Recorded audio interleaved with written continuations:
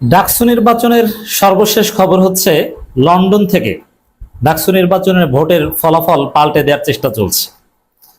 লন্ডনের নির্দেশনায় ঢাকা বিশ্ববিদ্যালয়ের প্রত্যেকটা কেন্দ্রে ছাত্রদল অবৈধভাবে অনুপ্রবেশ করার চেষ্টা করছে এবং দেশের বিভিন্ন জায়গায় বিএনপির ছাত্রী দল মিছিল নিয়ে রাজপথে নেমে গেছে এবং সেই আলোচিত চান্দা ভাই রবিউল ইসলাম নয়ন না রবিউল আলম নয়ন আমি জানি না, সেই স্লোগান মাস্টার তুমি কে আমি কে বাঙালি বাঙালি, মানে জিয়াউর রহমানকে লাথি মারার যে জনক, সেই রবিউল ইসলাম নয়নও রাস্তা নেমে গিয়েছে এবং আবিদ হুজুররা বলছে এই নির্বাচন হাসিনার ফেসিস্ট নির্বাচনকেও ছাড়িয়ে গেছে।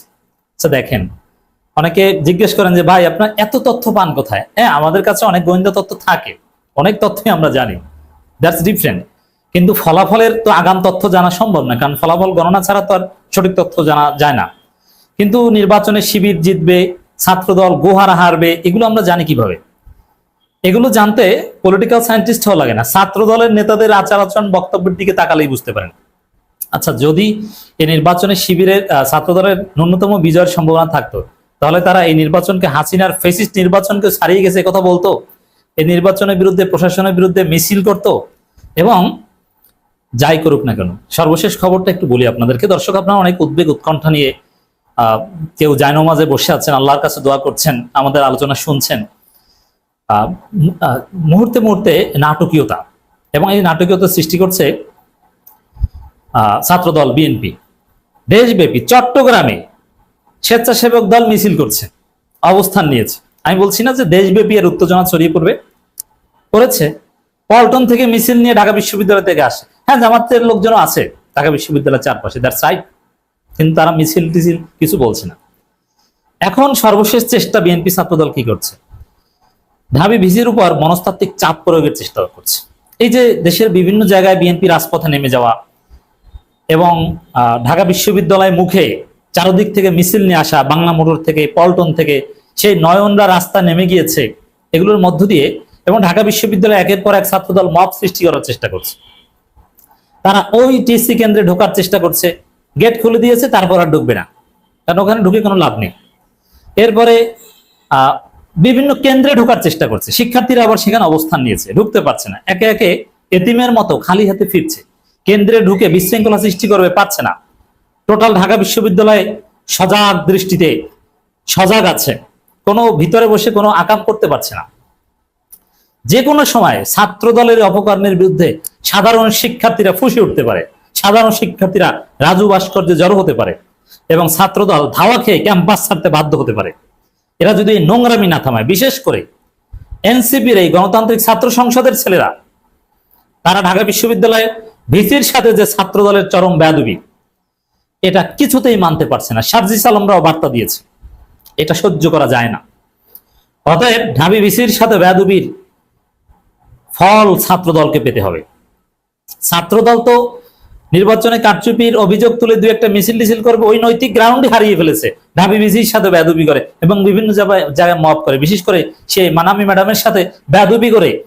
ওরা তো ওদের নৈতিক গ্রাউন্ডে কথা বলার সংবাদ সম্মেলন করে যে কারচুপির কথা বলবে, ওইটার নৈতিক জায়গায় তো হারিয়ে ফেলছে। ওরা তো সাধারণ শিক্ষার্থীদের কাছে এখন ভিলেন। তোরা জানে জেতা সম্ভব না, এই জন্যই বলছে হাসিনা নির্বাচনের চাইতেও খারাপ নির্বাচন। তবে এখন গোপনে গোপনে লন্ডন থেকে একটা চেষ্টা চলছে, ঢাবি ভিসির উপরে চারদিক থেকে মিছিল টিছিল নিয়ে মব সৃষ্টি করে চাপ প্রয়োগ করে একটা দর কষাকষি চলছে যে নিয়াজ আব্বা আমাদেরকে কমপক্ষে জিএস পদটা দেন, অন্যগুলো তো দেওয়া সম্ভব না, বা আমার ছেলেরা তো কিছু জিততে পারে নাই।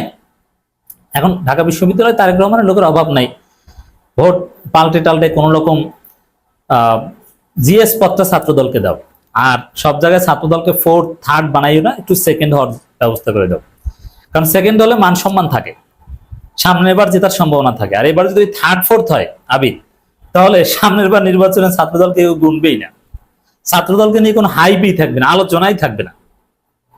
That is reality. তো দর্শক, এই জায়গায় ছাত্রদলের এখন সর্বশেষ চেষ্টা লন্ডন থেকে যে দর কষাকষি করে জিএস পদটা বাগিয়ে নেওয়া এবং ব্যবধান একটু কমানো। এখন জনগণের সামনে ফলাফল নিয়ে কোনো উত্তেজনা নেই, জাস্ট ব্যবধান কত হয় এটা দেখার উত্তেজনা। আর এটা বুঝতে সায়েন্টিস্ট হওয়া লাগে না, ওই ছাত্র দলের বক্তব্যই যথেষ্ট। তারা মিছিল করছে, ভিসির সাথে বেয়াদবি করছে, মানে পাগল হয়ে গেছে।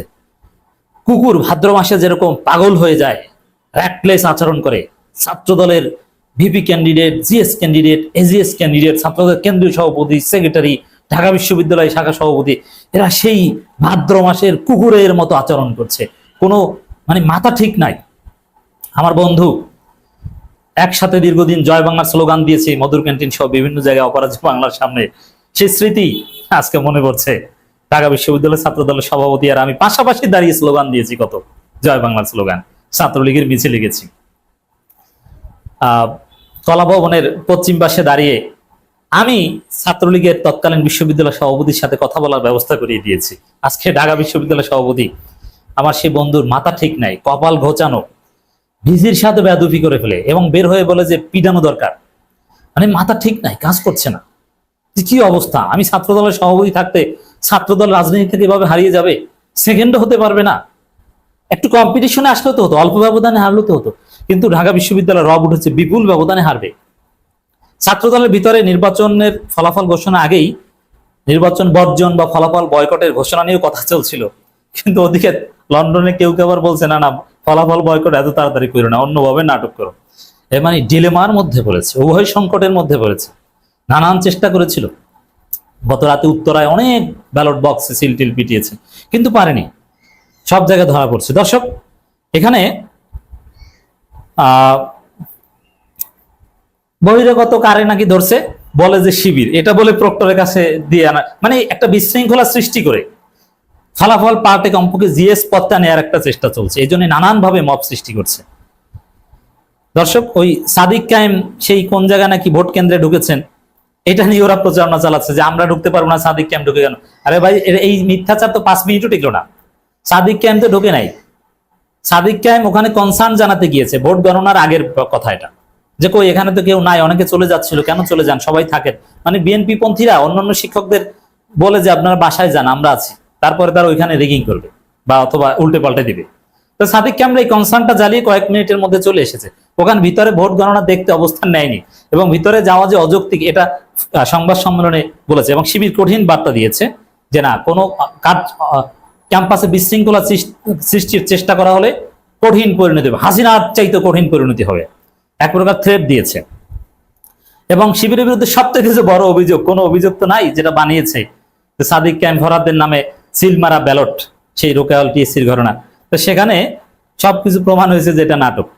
এটা কেউ কেউ বলছে ওটা অমর একুশে হলের সামনে থেকে ওটা ধরিয়ে দিয়েছে ছাত্রদল, তারপরে এখানে এসে নাটকটা করা হয়েছে, কিন্তু ধরা পড়েছে। এখানে ওই যে শিক্ষার্থী অভিযোগ করেছে, যে শিক্ষার্থী নামে, সেই শিক্ষার্থীর পাশে থাকা একজন লিখেছেন, ব্যালট পেপার আগে থেকে সাদিক ক্যাম আর ফরহাদ ভাইয়ের ব্যালট দাগানোর ব্যাপারে যে এটা ছড়াচ্ছেন আপনাকে কিন্তু আমি